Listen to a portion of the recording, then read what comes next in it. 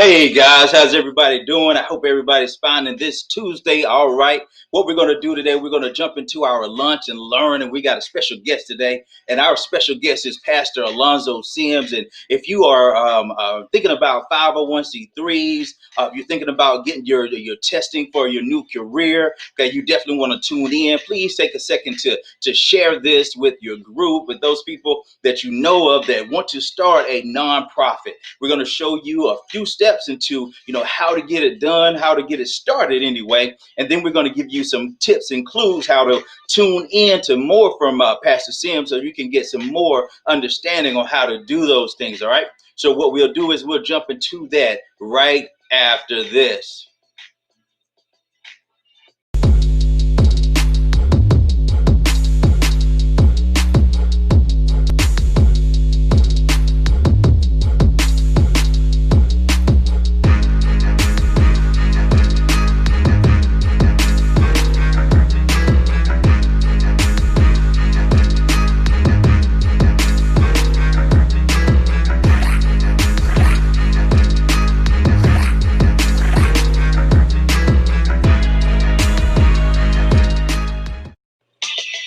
Hey, welcome back. Like I said, we got Pastor Alonzo Sims on, and let's see if he's out there. Let's see here. There we go. All right, so now we got Pastor Alonzo All right. Sims. Welcome, Pastor. How you doing? Doing great, doing great. I appreciate you letting me come on this forum and be able to talk to you guys today.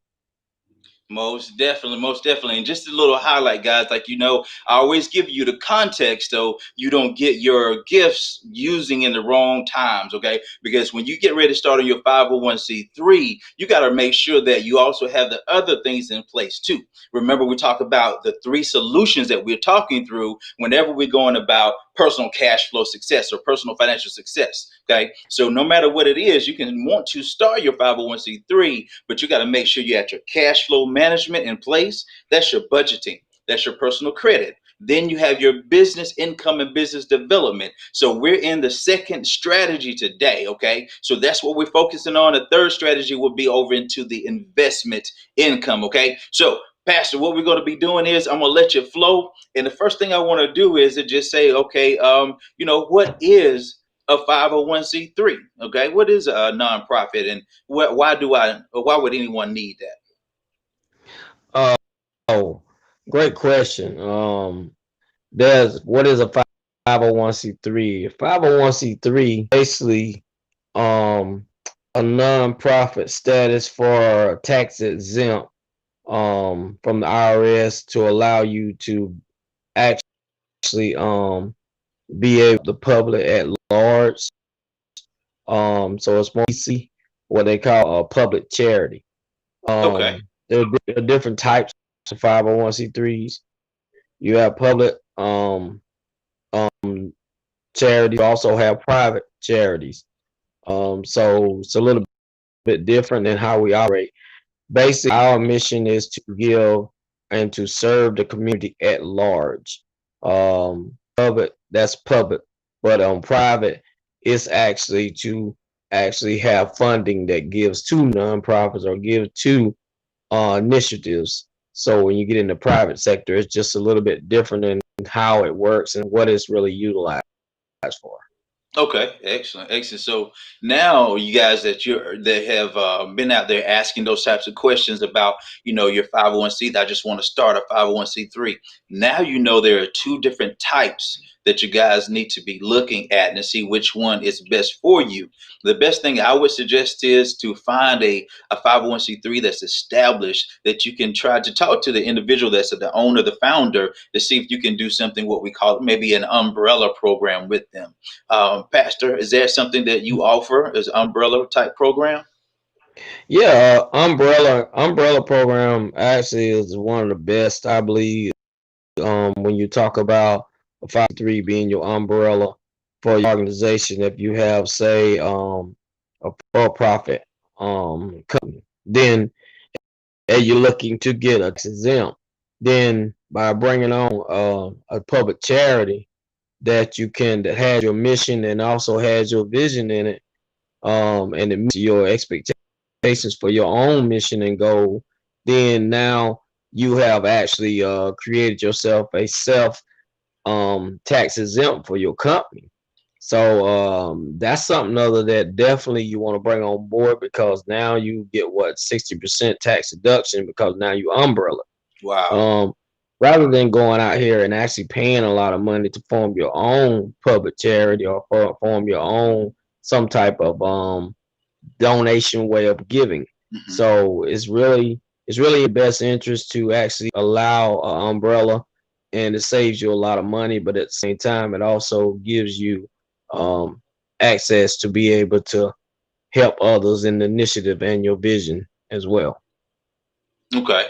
You see, guys, that's a lot that you can tune into there. If you have a for-profit company, that is something that you can do, because we're always showing you how you can save money on taxes. Remember, you got to income shift. You got to take it from your for-profit. You got to be able to maybe create business income. Now you got an opportunity to have more tax deductions if you talk to a pastor, and he can tell you more about those things. Okay. So what we want to do next is we want to understand, when I start a 501c3, is that a long process when I get ready to fill out my paperwork and everything?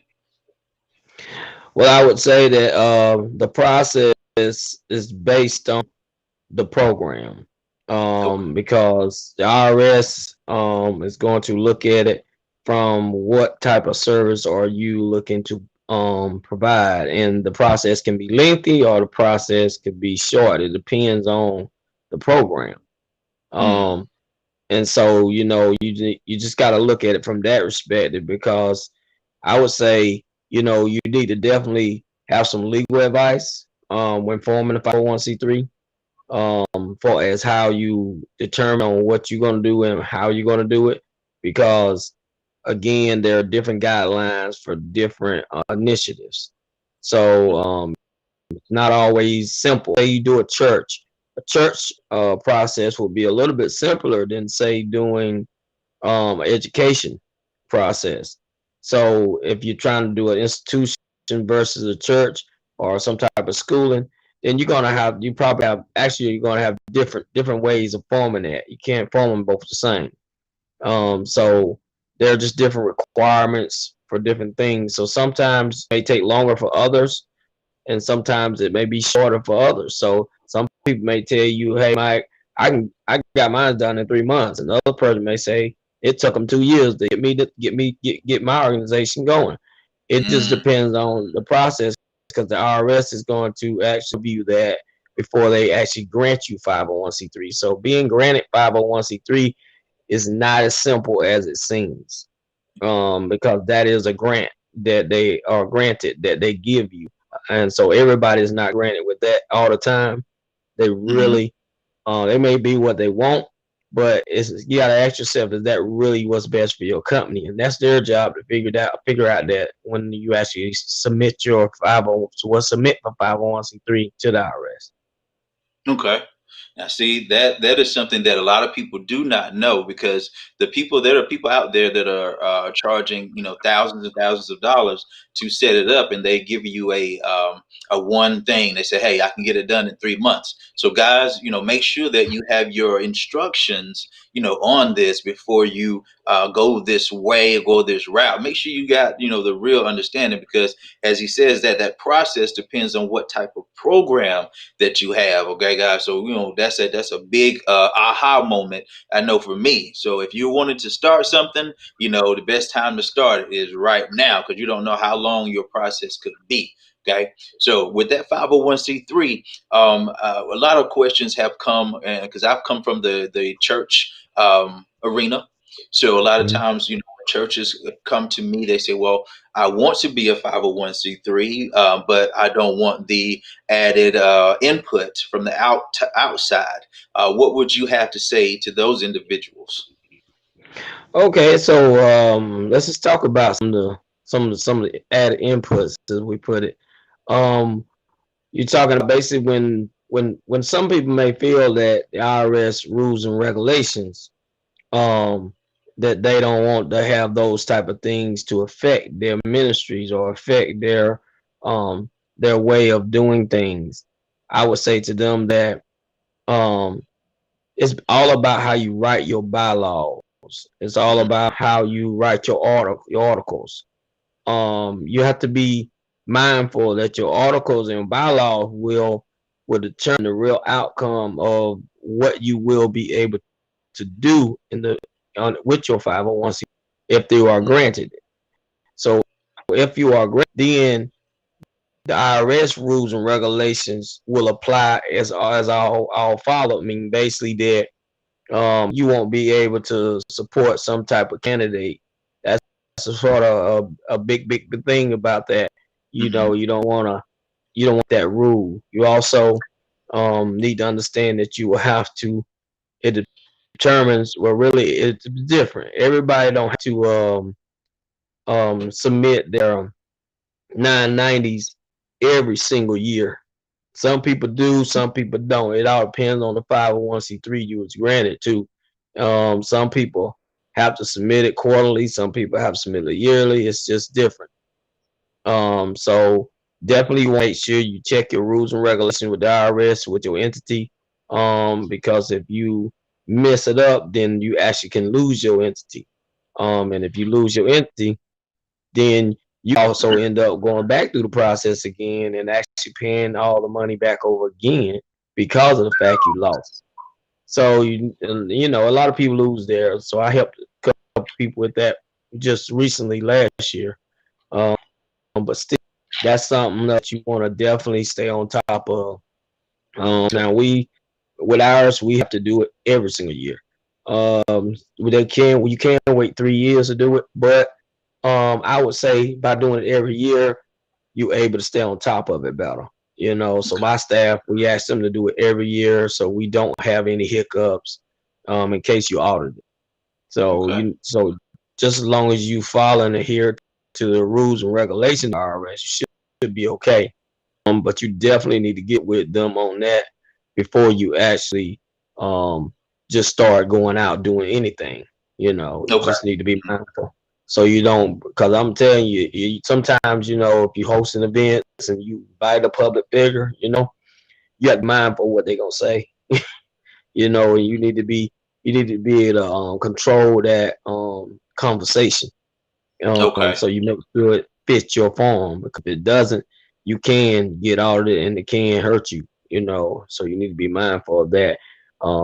Just be mindful of what your IRS rules and regulations are, because it's different again for everybody when it comes to that. You just got to be Mhm. mindful. Okay, okay. So, guys, the biggest thing there is definitely something that you want to look into, and you want to make sure that you're following your rules and regulations. Don't just feel like you can just do it because you feel like you have certain rights. Okay, That's right.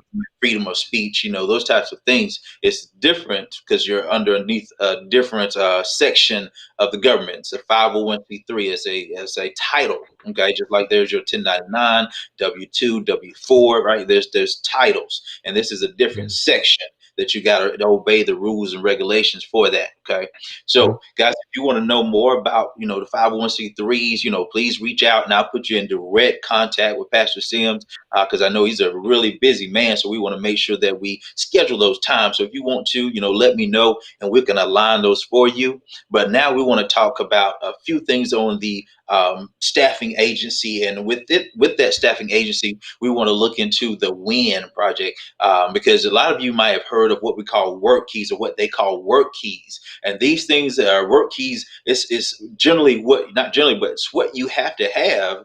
It's a testing that you have to have in order to get some jobs, some county jobs, some regular jobs, and Pastor going to tell us a lot more about that. So, because he is also the owner of a staffing agency as well. And so it's a proud partnership as well that we've undertaken. So, Pastor, can you tell us a little bit more about the WIN and the work keys? Okay, well, um, wins and the work keys would be more familiar. I think we're more familiar with that because it's not the longest upstate South Carolina as well as across the nation. So work keys is what's known as a job assessment readiness testing. All companies, major companies, have onboarded this in order to sort of curb the revolving door of employment. in order to find the right skills that fit the company. Okay. Work keys is actually an assessment that people have gone in and done assessments of the companies, and they looked at what's best for the company, and then they'll add knowledge they get from them and determine on the skill set. And the skill set, what I mean is that it has three levels, well, actually four levels. But you come in either three, or you come in at a five, or you coming in at a six. What we mean by that is that you either doing a silver or gold, bronze, or you doing platinum. So you definitely gonna fall within these categories whenever you take a work keys assessment test. So um you want to be mindful of your professional, I guess you could say, aspirations, because Okay. it depends on what you score at, will determine where you fall at in the area of the arena of employment. Now, Okay. it is a new game changer. It has added to your resume now, to give your resume more rich, but also it also could stunt your growth if you ain't mindful of where you're trying to reach to. Let's take, for instance, if you make a three. If you make a three, then you are, I believe it was, I want to say you're about 50 something percent um workforce ready, and that simply Okay. means that more 50% of the workforce out there, you could work in the skill set, and that would be more in your general labor area, more in your manufacturing production area. That would be more that set. Take Michelin for instance; they require three. That's one of our major companies. Mm-hmm. But they are production, so let's Okay. be mindful of that. They're not IT, and IT world is blowing up and it's very big and it need a lot of people. But at the Yes, sir. same time, a three won't work with IT. So if you are shooting for maintenance, or you shooting for some type of IT um, or science area, you're gonna need at least a five to a six on your score. So if you're not hitting those scores, then you could actually knock yourself out of that area, even if you did go to college. Let's say you went to college and that's what you went for. But Mm-hmm. if you're only scoring that on work keys, then when recruiters like myself, like staffing companies or employment agency look at that, they're gonna pull the fives and the sixes first for Mm-hmm. that skill set before they even look at a three. And so if they look at a three, it's because nobody a problem. But that's not going to probably happen, because it's going to be still, they're going to ask very specifically for fives and six from Mm-hmm. all different from all different corners. So all these different agencies that actually have onboarded the second chance onboarded it, but then also temp agents have onboarded. Greenville Tech has onboarded it. Tri County Tech has onboarded. These people have onboarded this in an effort to be able to find some skill jobs, and to get them ready so that they'll be able to be available for work. So, and you can get a job in less than 90 days based off these skills. And I was Nice. listening to the radio this morning. It said you can get a job in 90 days based on these skills. So I'm pretty sure people heard it on 107.3 JM. They was talking about it, promoting them, but I'm just saying that you need to be mindful of what's being said through the waves, whether it be TV, whether it be radio, because those things are going to affect you in the long run when it comes to the new future of having employment. Most definitely. Yeah, as you guys, so you can see this, the topics that we go into real topics because a lot of people will desire for you to do certain things to promote their passion, their purpose. At the Real University, our goal is to renew excellence and advance leadership. We want you to be able to take the reins of what you would like to do with your life. Okay, if that's entrepreneurial goals, then great. We have that mindset. But 90% of us are looking for career careers or job readiness and those types of things. Mm. So, you have to come over and say, okay, what do I need to do to be ready in this day and time? Because things have definitely changed, not alone just with the COVID, but the big long lasting changes are the readiness that you need to have. Okay, so that's a big thing. And Pastor, if you could, if you would state to me the what I want to say, the chances that somebody could have if they don't take the wind Mm. testing and try to get a job.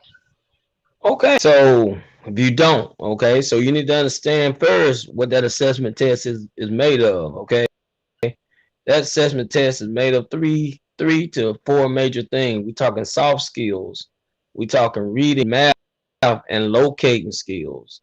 Okay, so with those ways of looking at it, you need to understand that if you don't score high enough in the if you in those skill sets, then now if you score lower than a three, you pretty much unemployed yourself Mm, because they're not gonna give you a job or have better yet have an interview with you. You ain't even worry about the job. You gotta get the interview first. You don't get the interview if you make mm, below a three. If you talk a main, if you think you're gonna get an IT job and you don't make a five or a six, you're not gonna. So mm, you got to first get the interview, get the job. But a lot of times they're very upfront with you about this. Companies tell you what they expect you to make, and then if you mm. don't go make that, they tell you don't show up for the interview. So that's how serious this is. Yes, sir. But at the same time, of us need to understand the game changer was that you had to put some skin in the game, as they say. Um, with work keys could vary from $75 to actually take that test, or either it Mm, could vary from $55. It depends on where you went and took it at. And I'm pretty sure a lot of y'all out there have taken this test and have paid the money. We can only hope that you made above your threes and your sixes, so you was able to that interview because you wasted your money if you did, and that's a fact. mm-hmm, That might be a little dress for some people. Maybe they was the one didn't make it. But I would say this much: you can also go back and retest. Now you have to pay more money to retest. Well, that's where win comes in at. Wins is the all to the all. What I mean by that is there is the end to all situations. Um, Wins is a funded um um onboarded testing. It's the same thing as work keys is. It's just that it's government funded, and therefore we now have the opportunity to give it to you absolutely free. I'm pretty sure y'all see as many other companies that saying they're doing it free, free, free, and we definitely doing it. But at the same time, they're not doing it at a level I believe that the employment agency um can work with, because mm-hmm, jobs are always every day, and mm-hmm, most of them are only doing it twice a month. So that's definitely a game changer, knowing that you can only get in twice a month and have only two times a month to get in there. Why Second Chance organization had come involved, because we felt that we needed to put a more aggressiveness on allowing more people to have opportunity, um, readiness, and therefore we increased it. So now we do it mm, 5 days a week, and we do it. We try to do 10 a day. So mm, that's 200 a month versus them doing two a month. If you do your math on that one, you less than well, that's less than 25, 20, mm. 25, yeah. So I mean, and that's a big difference from 225. And so Yes, that that definitely is a game changer. You most, missing out on opportunities, it's because you got to be one of the 25, before we stepped in the game. Now we mm, jumped it up to 200. So that definitely gave you a better opportunity right there. mm-hmm. Definitely, guys. So you can see what you want to do is you want to plug in, because the thing is there is more opportunity available. Let's say, for instance, if you're trying to get a job, but they're only taking the testing, every so often. Okay, how much did your odds decrease because you may have missed the timing for this week or this month, and then your Hmm. job coming up, but you don't have the testing. So you may lose that position. So that's how strong this is what we're saying, and it's how different things are. So if you are ready to go ahead and get yourself job ready, we're wrapping this up. We got about 2 minutes or so, Pastor. But guys, you out there, you want to reach out, you know how to drop a message to us, and I'll make sure Pastor Sims can talk to you about your 501c3 on the nonprofit side. And then those of us that are trying to get career readiness, let's sign up. Let's get yourself ready to start taking some of the pre-test for the wins that we have as well, because now you want to be ready. So if that job comes up, you want to say, hey, I already know how to take it, take your test, and then get that 5 or 6 that you really need. Okay. So what I want to do is I'll leave this right up here. And Pastor, you can, if you say anything out to the group, I'm going to put you on as the only. Say what you like to our group and close. Okay. Well, I like to encourage everybody to get out and get job ready. Don't just settle for your diploma. Don't settle for your degrees, because now you need to have the readiness test. And you can get, if you don't believe us, then you check back with your colleges, back with your high schools. You'll see that now high schools have onboarded this, colleges have onboarded this, only because they want to make sure that you have success. Success is made by progress. So again, this is another progress, another step, but it is a very, very vital one that seriously. We taking it serious by boarding it, getting it up to 200. We hope that y'all take it seriously by getting out there and utilizing this free opportunity to not just the community but across the world and nation. So that's what it's about. We're really going to reach out. This is just one place we started at in Belton and Anderson, but I mean Greenville. We're gonna push further and try our best to get it as far as we can get it, and meet as many people that need us, to let us know. We'll definitely reach out to you and you reach out to us, and we're gonna get everybody where we need to be at, so nobody have to fall. Amen, guys. I want to say thank you to you, Pastor Sims, and we will definitely, you know how we do. We'll talk again later on this afternoon and everything. So, the guys, Real University, Pastor Sims, we've come together, and Pastor Sims is heading this move, and eventually it's going to go across the country, guys. So, if you out there, you want to help others, and you want to help others in different areas, 501c3s, we have many different things and systems and programs that we would love to talk to you about, and maybe can help you with the grant if you work within our umbrella as well. We can show you how to get that started. Okay, so guys, do what you do and always renew excellence and advance leadership. Thanks again, Pastor. You have a good one. Thank you again, Elder. You have a good All one right too. now, guys, and once again, that was awesome. As you see, Pastor as brought the fire. He's shown us what we can do, how we can reset our lives. If that's the side that you want to have a new vision, now you can actually understand how to go after your purpose, but with using a 501c3 instead of using a for-profit. And there are different ways, different strategies, different grants that you can use to get yourself into that position.